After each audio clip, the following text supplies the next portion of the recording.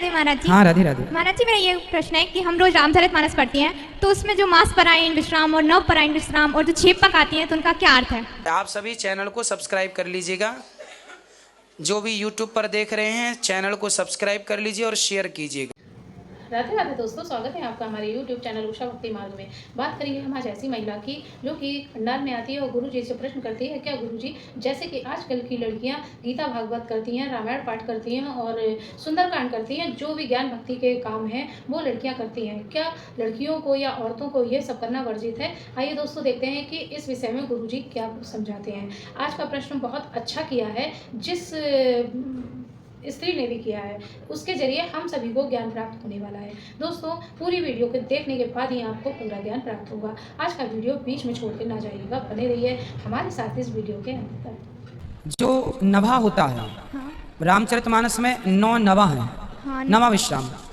तो जहाँ पर विश्राम वहाँ गोस्वामी जी देते हैं, वहाँ पर उस सब्जेक्ट की वो कथा पूरी कर देते हैं, फिर उससे आगे की यात्रा आगे के विश्राम में ले जाते हैं। और एक पूरा चैप्टर पूरा करने के लिए फिर वो एक नवा लेते हैं, एक नवा विश्राम लेते हैं। तो वो एक प्रकार के एक लेखक का एक विश्राम है कि आप पढ़ते समय यदि पाठ करते हैं तो यहाँ जाके विश्राम पे विश्राम कीजिएगा जी। और छेपक क्या होता है? छेपक में जो कथाएं, जैसे छेपक गोस्वामी तुलसीदास जी की रामायण में छेपक नहीं, पंडित ज्वाला प्रसाद जी की रामायण जो बंबई छापे वाली है उसमें छेपक मिलता है। छेपक का अर्थ ये होता है कि जो कथाएं अन्य ग्रंथों में हैं उन कथाओं को भी इसमें लाके जोड़ दिया कि आपको उसके लिए अलग ग्रंथ ढूंढने की, पढ़ने की जरूरत ना पड़े। उस संदर्भ की जुड़ी कथा सब्जेक्ट की यहीं लाके छेपक में डाल दिया कि ये फलानी पुराण में फलानी जगह ये कथा ऐसी है, ये लिखा है, वो छेपक है। जी महाराज जी, धन्यवाद। जो कथाएं कहीं नहीं होती वो छेपक में मिल जाती है। बताओ गुरुजी, मेरी माँ ने मुझे भगवान दिए थे लड्डू गोपाल जी सेवा के लिए, जो मेरी भाभी वगैरह कोई नहीं करती थी, मगर मैं उनको सेवा करी तो कोई बुरी बात तो नहीं है? नहीं, भगवान की सेवा बुरा कैसे हो सकता तो है? वो कह रही थी मतलब घर की पूजा ले जाने से ना उसका गलत होता है। मेरे ऐसे तो कुछ नहीं, मुझे ना ऐसा नहीं है। जब लड़की घर से विदा होती है तो भी वो भगवान लेके ही जाती है। मैंने कहा मैं चोरी से तो लेके नहीं गई हूँ, मतलब कि मैं सेवा। ऐसा कौन बोल रहा था?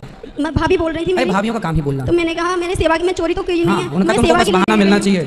और मैं सबसे पहले गुरुजी आपको देखा तो मैंने सबसे पहले ननद और भौजाई की कभी पटी है कि अब पटेगी? नहीं पटी गुरुजी। और मैं 100 में से 99 तो लड़ती रहती है, कोई इक्का दुक्का होंगी भगवान की कृपा से जो अच्छी होंगी। ये सेवा में करना चाहती तो वो ऐसे करती है, मतलब कि तुम तो आज पूजा ले कल को ले जाएंगे। मैंने कुछ नहीं लेके जाऊंगी, मैं जो लेके गई हूँ हाथ से दिया हुआ लेके गई हूँ। और मैंने आपको देखा है प्रभु, मैं आपके भी मैंने बहुत जल्दी दर्शन किए प्रभु की कृपा से। बिल्कुल आपका आशीर्वाद हमारे ऊपर बना रहे। बिल्कुल, भाभी के चक्कर में परेशान ना होइएगा, चूल्हे में जाने दो। यही मैं कहना चाहती हूँ। गुरुजी राधे राधे। गुरुजी हमें पूछना चाहते हैं कि पति के अच्छे कर्म या बुरे कर्म का फल क्या पत्नी को मिलता है, या पति के अच्छे कर्म या बुरे कर्म पति को मिलते हैं? आप कैसे कर्मों की बात कर रहे हैं? कुछ कर्म ऐसे हैं जो नहीं मिलते और कुछ कर्म ऐसे हैं जो मिलते हैं। जैसे फॉर एग्जाम्पल, जैसे आपके पिछले जन्म में आपने कोई पाप किया होगा तो उसका दंड आपको मिलेगा, आपके पति को नहीं। परंतु जैसे आपने पिछले जन्म में कोई पाप किया तो उसी पाप के कारण आप पड़ गई बीमार, तो बीमार तो आप पड़ी पर पैसा पति का खर्च हुआ, तो बेचारा पाप आपने किया था, भोग आप रहे हैं, पर खर्चा तो पति का भी हो रहा है। कमा कमा के वो आपकी दवाई करा रहा है, तो उसको भी दंड मिल रहा है। कुल मिला के समझना चाहिए। तो एक प्रकार का तो यह है कि पत्नी का किया पाप पति को भी मिल रहा है। अच्छा, पति बीमार पड़ गया पाप के कारण, क्योंकि रोग तब आता है जब पाप बढ़ता है। जब आप बीमार पड़े तो समझ लेना चाहिए कि शरीर का संतुलन तो बिगड़ ही गया। ये तो ठीक है कि आदमी बीमार पड़ा, पर जब बड़ी गंभीर बीमारियां आ जाएं तो वो किसी ना किसी, सर्दी जुकाम की हम बात नहीं कर रहे हैं, सर्दी जुकाम तो शरीर के संतुलन से आता है बिगड़ जाए तो, परंतु जो बड़ी गंभीर बीमारियां हैं वो बीमारियां आपके पाप से आती हैं। आपने पाप किया होगा तो आप उस प्रकार की बीमारी के शिकार हो गए। अब जैसे पति बीमार पड़ गया तो पति की सेवा फिर आपको करनी पड़ेगी, है ना? तो वही है। अब पति बहुत बीमार होने के कारण बहुत मोटा हो जाता है, कोई पति बहुत, फिर पत्नियां कहती मैं कहा करूँ राम मुझे। तो ये भी एक प्रकार का पति का किया पाप पत्नी भोग रही है, बुढ़ा मिल गया तुम्हें। तो ये वही है सब। अब बताओ आप किस सब्जेक्ट में पूछ रहे हैं? गुरुजी आप भागवत के रूप में अमृत बांट रहे हैं, इस अमृत को जो पी लेगा उसका जिंदगी सवर जाएगा। खुश रहिए, ज्ञान अमृत जैसा ही अमृत ही होता, सत्य तब कथा अमृत। गुरुजी आप बहुत सुंदर, आपका स्वरूप बिल्कुल कृष्ण की तरह है। राधे राधे गुरुजी। खुश रहिए, खुश रहिए। राधे राधे गुरुजी। खुश रहिए, राधे राधे। गुरुजी हम जलंधर पंजाब से हैं, हम सूर्यवंशी परिवार से हैं। ये हमारा परिवार है गुरुजी। हमें 5 दिन हो गए गुरुजी यहाँ पे आए, हम आपको जी भर के देखते हैं गुरुजी, जी भर के। हमारी आंखें नहीं भरती आपको देख देख के।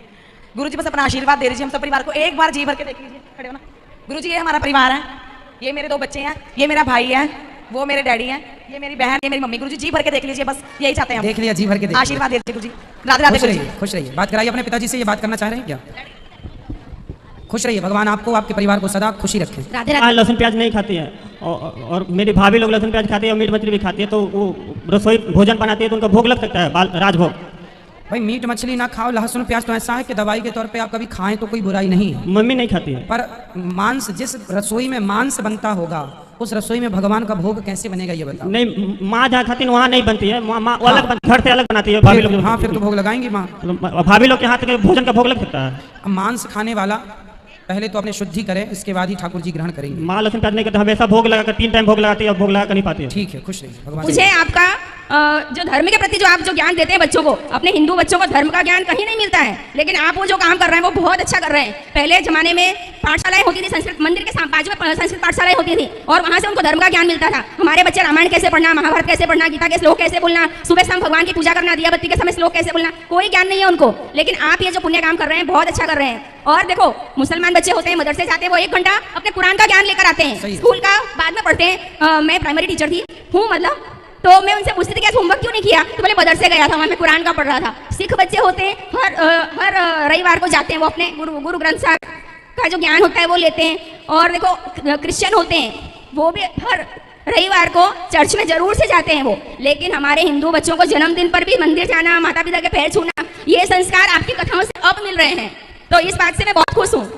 आपके जितने मेरे बच्चे हैं, लेकिन मैं ये सोचती हूँ कि आपके माताजी तो धन्य है जो आपको बचपन से इतना आपको ज्ञान दिया, इतना लायक बनाया। मैं वहाँ बैठी थी हॉल में, मैं ये सोचकर धन्य हो रही थी कि कितने अच्छे संतान है। ऐसे संतान अगर सभी लोगों की हो जाए तो कितना मतलब आगे हमारे संस्कार अच्छे से बढ़ जाएं। हमारे हिंदू धर्म में तिलक लगाना, चोटी करना, जनोई पहनना ये जरूरी है। आजकल के बच्चों को जनोई कर भी दो, वो पालन नहीं करते उनके नियमों का। थोड़ा आप इसका ब्लॉग बनाइए जरूर करेंगे। और क्या उनको संध्या समय में क्या क्या काम करने चाहिए। हम हिंदू हैं तो हमें गर्व होना चाहिए। तिलक मस्जिद पर तिलक लगाने में शर्म नहीं आनी चाहिए, सिखा रखने में शर्म नहीं आनी चाहिए, जनोई पहनने में शर्म नहीं आनी चाहिए। बिल्कुल। ऐसे तो मुझे बातें बहुत सारी करनी है, लेकिन टाइम खत्म हो रहा है और दूसरे लोग भी वेट कर रहे हैं। आज मुझे सिर्फ आपका आशीर्वाद चाहिए। मैं व्रत माताओं से आकर सबसे पहले आप बोलते मिलकर जाना, लेकिन मैं जैसे ही आई 12 बजे सबसे पहले मैं व्रत माताओं के दर्शन के लिए गई थी ऊपर और उनसे मिलकर अच्छा लगा, माताओं से मिलकर बहुत अच्छा लगा। मैंने सोचा खाली हाथ क्यों जाऊं। तो जैसा टीवी पे सुना था वैसा यहाँ है या नहीं? हाँ ऐसा ही है, जैसा टीवी पे आपने सुना? हाँ वैसा ही है। सुना, ठीक। मुझे माताओं से मिली, मैं उनका हालचाल पूछा और मैंने सोचा जब मैं मिलने जाऊं तो खाली नमस्कार करने क्या जाऊं, तो मैं उनके लिए उपहार भी लाई थी और माता को अपने हाथों से दिया और उनका आशीर्वाद मैंने लिया। बहुत सुंदर, बहुत सुंदर। गुरुजी बातें तो मुझे बहुत सी करनी, पर अब टाइम खत्म हो रहा है क्योंकि और भी लोग पूछना चाहते हैं। राधे राधे। अच्छा लगा मैं आपसे बात करके, खुश रहिए। आपने अच्छी बात कही कि बच्चों को संस्कार देना जरूरी है, बहुत अच्छा लगा। गुरुजी मेरा एक प्रश्न है, जब भगवान कृष्ण वृंदावन छोड़ करके मथुरा जाते हैं तो सभी गोपियाँ उसमें, राधा मैया भी यहीं रह जाती ब्रज में। तो गुरुजी आपने आज की कथा में बताया है कि भगवान श्री कृष्ण और राधा मैया की विवाह ब्रह्मदेव ने करवाया है। तो गुरुजी ये तो सुना भी था, लेकिन एक कुछ ऋषि मुनियों के मुख से एक और सुना हूँ कि राधा मैया का विवाह अभिमन्यु के साथ ही हुआ है करके। अभिमन्यु? हाँ। तो गुरुजी ये कितना सत्य है, यही जानना चाहता हूँ। अभिमन्यु का विवाह उत्तरा से हुआ है और अभिमन्यु की उत्तरा से परीक्षित हुए हैं, है ना। तो अभिमन्यु तो भगवान श्री कृष्ण के भांजे हैं जी। और ये तो बहुत बाद की बात है ना भाई। राधा जी का तो वृंदावन छोड़ के वो कहीं गई नहीं, और अभिमन्यु का तो द्वारिका से सब कुछ लेना देना था जी। अभिमन्यु उत्तरा के पति हैं। ये जानकारी आपको जिसने दी है बहुत गलत जानकारी दी है, ठीक है। अभिमन्यु 20 साल में तो मर गए। महाभारत के युद्ध में अभिमन्यु मारे गए। उस समय उनकी आयु 20 वर्ष की थी, 19 और 20 के बीच में। और उनकी पत्नी पहली बार गर्भवती थी और वो मर गए। तब उनका बेटा हुआ परीक्षित, जिन्हें सुखदेव भगवान ने कथा सुनाई। तो राधा से विवाह, ये तो बहुत गलत जानकारी लोग क्यों देते हैं। महाराज जी कोई गोपी का पुत्र था ऐसा सुनने में आया था। कोई गोपी का पुत्र था अभिमन्यु। अरे गोपी का नहीं, भगवान श्री कृष्ण की बहन सुभद्रा का बेटा है अभिमन्यु। लिखा है महाभारत में, कोई गोपी का कैसे हो जाएगा? क्यों भाई, अभिमन्यु किनके बेटे हैं? महाभारत भी तो आता है टीवी पर। हाँ महाराज जी, वो तो उसमें किसका बेटा बताया? उसमें तो अर्जुन का बेटा है। फिर गोपी का कैसे हो गया? नहीं, अब कई ऋषि मुनियों का अलग अलग। अरे ऋषि मुनि सब बतड़ी लोग उल्टा सीधा बताते रहते हैं। बहुत कंफ्यूजन था महाराज, कंफ्यूजन दूर हो गया। जय श्री मन। क्या लड़कियों को तुलसी माला पहनना चाहिए? बिल्कुल पहननी चाहिए, बिल्कुल। जिनकी शादी नहीं हुई है, अगर सबको पहननी चाहिए। शादी हो गई, नहीं हुई, पति है, नहीं है, सबको तुलसी की माला। अच्छा गुरुजी, एक बात और, आप अपना आशीर्वाद हमारे ऊपर रखिए, क्योंकि हम लोग बहुत, गुरुजी हमारे पिताजी का बचपन से ही हमारे ऊपर साया नहीं है और हम लोग बहुत कष्ट से, इस बार मैंने एकदम मन में इच्छा कर लिया था कि आपके वृंदावन आके आपके गौरी गोपाल आश्रम में आना है। और पता नहीं कहाँ से भगवान की कृपा हुई कि मैं आपके आज इस आश्रम में, मुझे बिलीव नहीं हो रहा कि मैं आपके इस आश्रम में आज खड़ी होकर आपसे पूछ रही हूँ। तो ये आपका बहुत कृपा है हमारे ऊपर और ऐसे ही हम लोगों के ऊपर कृपा बनाए रखे। बिल्कुल, भगवान आपको सदा सुखी रखे। राधे गीत का महत्व आपसे कुछ जानना था। कौन सा? गोपी गीत का महत्व जानना था। गोपी गीत का अर्थ ये है, गोपियाँ कहती हैं हाँ ये कि हमने आपके लिए सब कुछ छोड़ा, पति सुतान्वया भ्रातृ बांधवा, पति पुत्र भाई सब छोड़ दिया। अब आप कहाँ चले गए नंद नंदन, प्राण प्यारे कहाँ चले गए? कहते हैं जो व्यक्ति नित्य गोपी गीत का पाठ करता है उसे भगवान का दर्शन होता है। इतनी महिमा गोपी गीत की। तो गोपियों ने गोपी गीत गाया, उसके बाद ही तो साक्षात मनमथ मनमथा तब तो प्रकट हुए भगवान। तो गोपी गीत कितनी महिमा है कि वो भगवान को लाके खड़ा कर देता है, गोपी गीत भगवान को सामने, ऐसी महिमा है गोपी गीत की। तो गोपी गीत का नित्य पाठ करते हैं ना गुरुजी? रोज करना चाहिए पाठ। तो गुरुजी आप कल जब आपकी कथा होगी तो वो भजन आपने गाया नहीं कितने दिन से? वो कौन सा वाला? पैसे पैसे में निकल गई पूरी जिंदगी, आप पहले बहुत गाते थे, आपने गाया? सुना देंगे आपको, परसों ही सुना देंगे, ठीक है, स्मरण रहा तो। मैया सबको मिलेगा, हम बैठे हैं आपके लिए। राधे राधे प्रभु जी। फटाफट बात कर लीजिए अपनी। मेरा मानना ये है कि जैसे आपने कहा कि हमारे जीवन में गुरु का बहुत महत्व है और गुरु ही हमारी नैया को पार लगाते हैं और हमें भवसागर के पार करने में हमारी मदद देते हैं। लेकिन हमें ये समझ नहीं आता, जैसे हमने किसी को गुरु बनाया तो वो किसी इंसान के रूप में होना चाहिए या हम साक्षात जो हम मूर्ति पूछते हैं या जो भी होते हैं उनको भी हम गुरु बना सकते हैं? नहीं, यदि आपने राम जी को गुरु बना लिया माना की, तो राम जी को गुरु तो बना लिया आपने, पर आपको कभी जीवन में कोई उलझन हुई, जैसे आपको कोई उलझन हुई तो देखो आप हमसे बात कर रहे हैं कि नहीं? तो जीवन में जब कभी आपको कोई उलझन होगी तो राम जी भी आपकी उलझन सुलझाने के लिए किसी रूप में ही आएंगे, इंसानों के रूप में। इसलिए वो गुरु होते हैं कि वो भगवान गुरु रूप में हमें प्राप्त होते हैं। तो गुरु जी अपने से बड़े कोई बनाना या किसी में भी हम गुरु जी को देख सकते हैं? जो योग्य हो, जिससे आप सीख सकते हैं, जिनको देखने से जिनसे आपको ज्ञान मिल रहा हो, वो आपके गुरु होते हैं। आपको निर्णय करना पड़ेगा कि गुरु आपको किसे बनाना है। गुरुजी मैं ये पूछना चाहती हूँ, जब हम मूर्ति पूजा करते हैं, मूर्ति पूजा, हाँ जी, और वो अगर खंडित हो जाती है तो आप बोलते हैं कि उसको विसर्जन कर दो। तो मैंने देखा है, मैं हरिद्वार में गई, मैंने हरिद्वार में देखा कि जो मूर्तियां हैं जिनको विसर्जन कर दिया है वो नदी के किनारे पड़ी हुई है, ऐसे ही बेजान, धूप हो बारिश हो मतलब कुछ भी हो। लेकिन मुझे ये सपना बिल्कुल अच्छा नहीं लगा कि एक तो हम भगवान की इतनी पूजा करते हैं, उनको घर में लेके आए मूर्ति को, और वो खंडित हो जाती है और उनको विसर्जन कर देते हैं। तो इसके बारे में इसलिए क्या करना चाहिए? विसर्जन का अर्थ ये होता है, विसर्जन का अर्थ ये नहीं होता कि पानी में फेंक दो। विसर्जन का अर्थ ये होता है कि नदियों के किनारे थोड़ा सा गड्ढा खोद के जमीन के अंदर करके बालू डाल देना चाहिए। लेकिन लोग तो ऐसे ही डाल देते हैं, फिर वो किनारे आ जाती हैं। अब ये लोगों की अपनी गलतियां हैं, ना समझिए। देखा दोस्तों, आज की वीडियो आपने पूरी देखी और सुनी। जैसे कि उस महिला ने प्रश्न किया कि गुरुजी क्या आजकल की लड़कियां जो पूजा भागवत और गीता भागवत है, रामायण है और अन्य पाठ जो करती हैं क्या वो कर सकती हैं? इस विषय में गुरुजी ने यही समझाया कि हमें जो है आजकल के लोगों को सिवाय भगवान नारायण की पूजा के सिवा हमें किसी की पूजा या अध्ययन नहीं करना चाहिए, क्योंकि वही शिव है, वही कृष्ण है, वही नारायण है और वही ब्रह्मा विष्णु महेश सभी एक ही हैं। इसलिए हमें अपने नारायण भगवान की ही पूजा करनी चाहिए।